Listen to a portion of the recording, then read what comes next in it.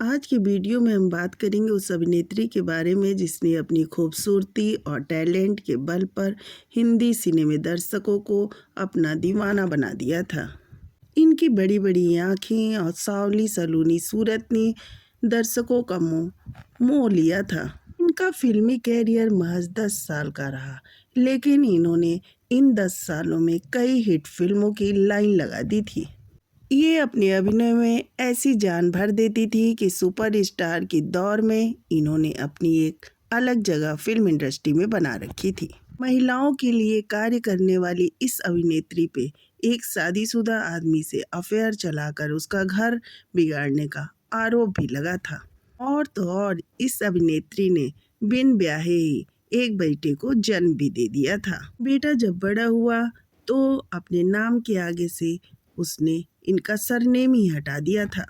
इस वीडियो में और भी बहुत सी बातें करेंगे, आप हमारे साथ बने रहिए। और अगर नए हैं तो प्लीज़ हमारे चैनल को सब्सक्राइब कर दें और वीडियो को अंत तक ज़रूर देखें।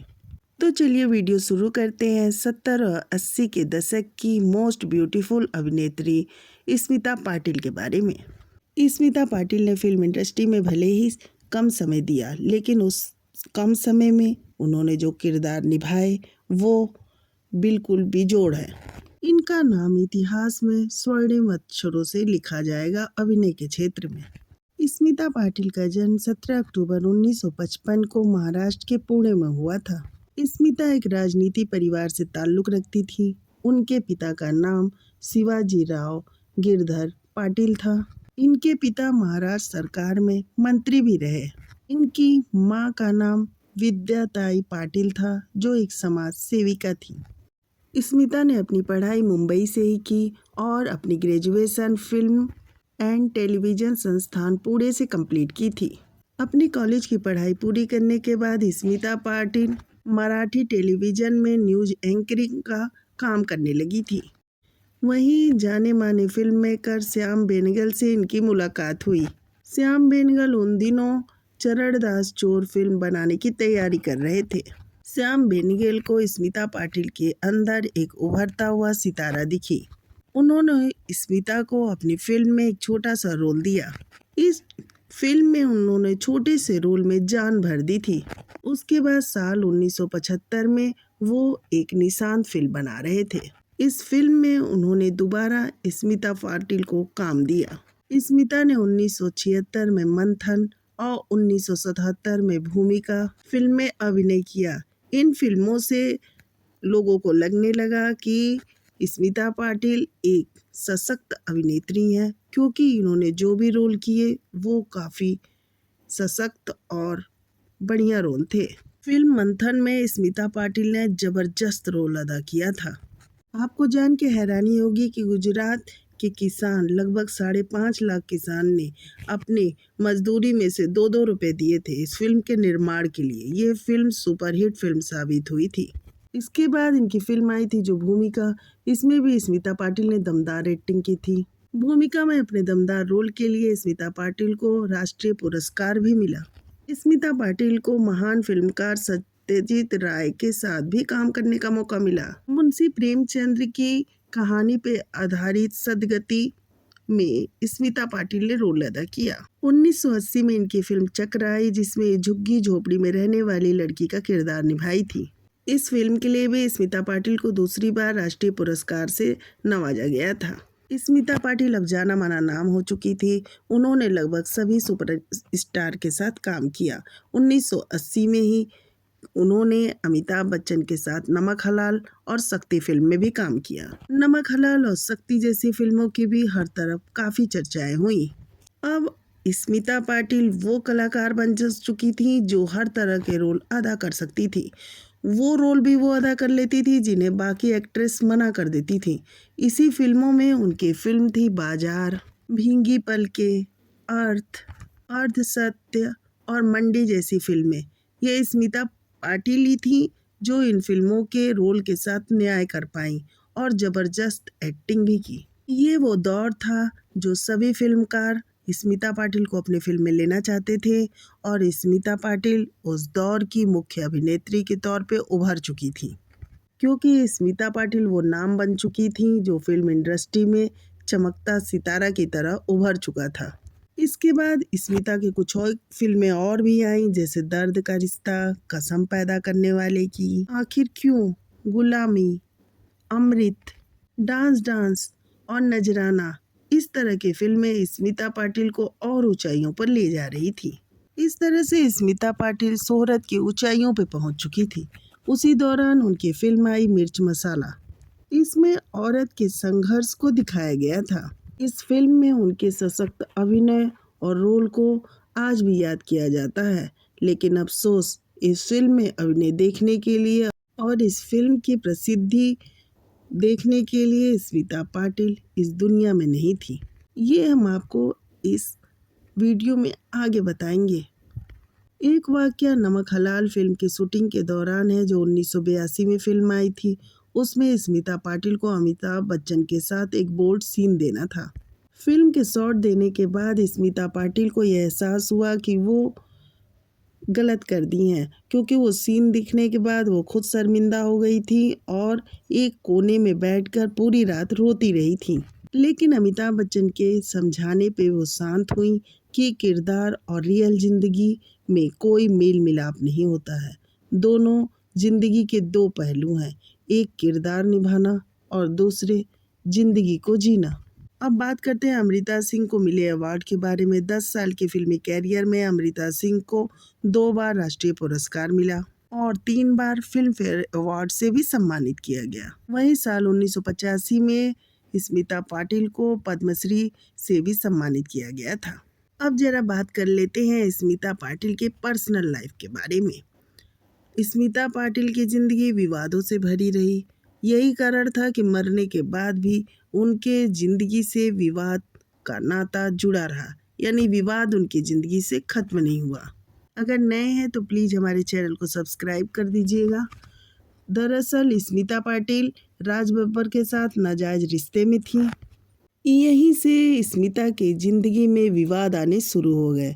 कारण था कि राज बब्बर पहले से शादीशुदा थे, तो स्मिता का इस तरह से जिंदगी में आना विवादों को न्योता देने के बराबर हो गया था। एक इंटरव्यू के दौरान राज बब्बर ने बताया था कि वो स्मिता पाटिल से भीगी पलके की शूटिंग के दौरान मिले थे। भीगी पलकों के अलावा दोनों ने एक साथ और फिल्में की थीं, जैसे आज की आवाज़, हम दो हमारे दो जैसी फिल्मों में साथ में काम किया। लेकिन भीगी पलके शूटिंग के दौरान ही राज बब्बर और स्मिता पाटिल एक दूसरे के प्यार में पड़ गए थे। राज बब्बर पहले से शादीशुदा थे और 2 बच्चों के पिता भी थे, लेकिन स्मिता पाटिल से प्यार होने के बाद दोनों ने लिव इन में रहना शुरू कर दिया था। जब ये बात फैली तो आग चिंगारी की तरह फैली। जाहिर सी बात है, राज बब्बर की पत्नी नादिरा को इस बात से बहुत बुरा लगा। साथ ही साथ स्मिता पाटिल की मां, जो कि खुद एक समाज सेविका थी, वो भी राज बब्बर के साथ स्मिता पाटिल के रिश्ते के विरोध में खड़ी हो गई थी। राज बब्बर की पत्नी नादिरा ने तो खुलेआम राज बब्बर और अपनी शादी तोड़ने का इल्ज़ाम स्मिता पाटिल पे लगाया। जब नादिरा ने स्मिता पाटिल पे इल्ज़ाम लगाया तो चारों तरफ स्मिता पाटिल की आलोचना होनी शुरू हो गई थी। जानकार ये भी बताते हैं कि महिला उत्थान के लिए कार्य करने वाली और महिलाओं के लिए फिल्म करने वाली, यानी महिला प्रधान फिल्म करने वाली अभिनेत्री स्मिता पाटिल को उस दौर में इस बात से कोई फर्क नहीं पड़ रहा था कि लोग उनके लिए क्या कह रहे हैं। वो राज बब्बर की दूसरी औरत बनकर राज बब्बर के साथ लिविंग में रहना शुरू कर दी थी। मीडिया ने भी इस बात को खूब छापा और स्मिता पाटिल को दोहरे चरित्र वाली महिला के खिताब से भी नवाजा। खबर का टाइटल ये भी छापा जाने लगा था कि स्मिता पाटिल वो अभिनेत्री हैं जिनकी कथनी और करनी में काफ़ी फर्क है।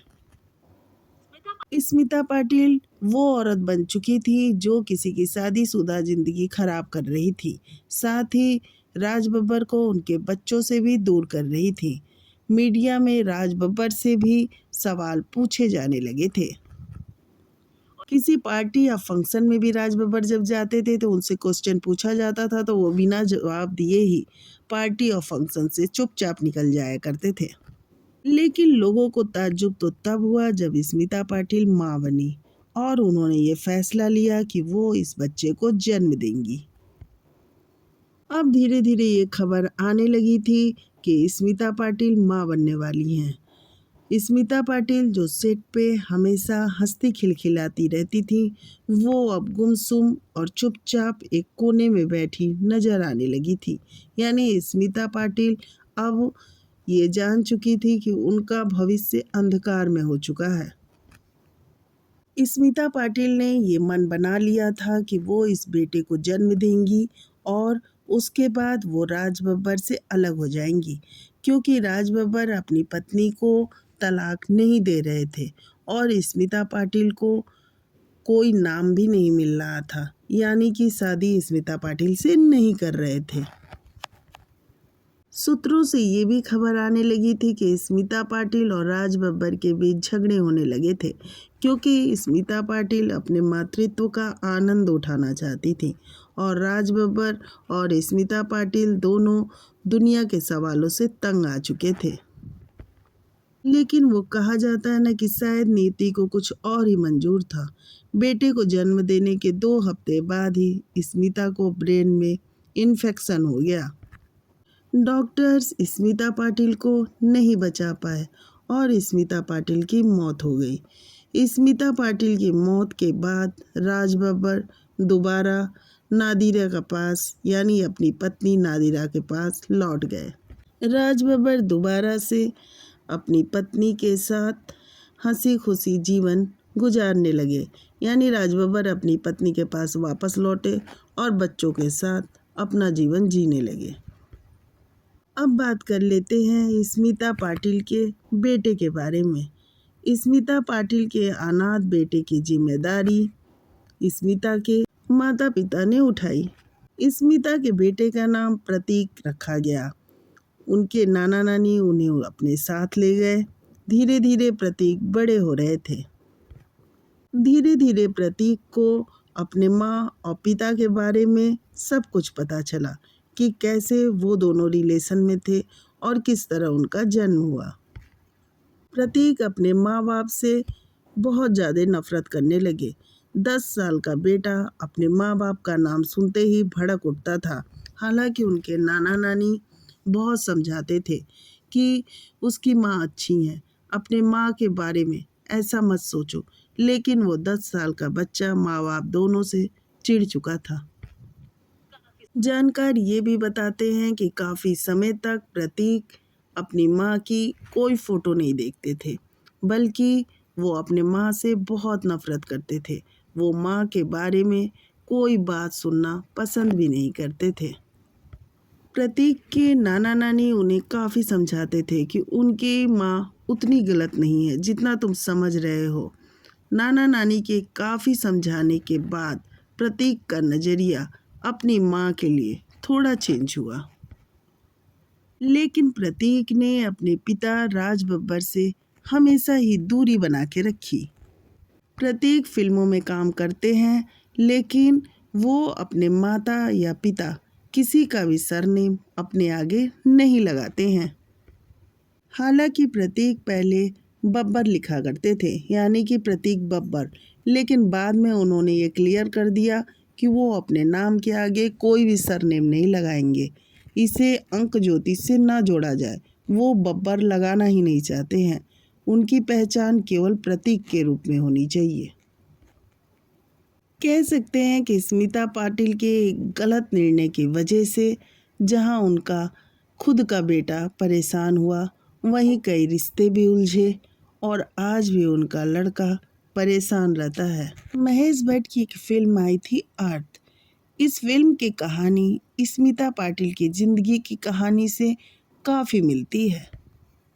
स्मिता पाटिल को अपने दमदार अभिनय के लिए हमेशा याद किया जाएगा। तो दोस्तों, ये रही स्मिता पाटिल की कहानी। आपको कहानी कैसी लगी कमेंट करके ज़रूर बताएं और नए हैं तो प्लीज़ हमारे चैनल को सब्सक्राइब करें और लाइक करें।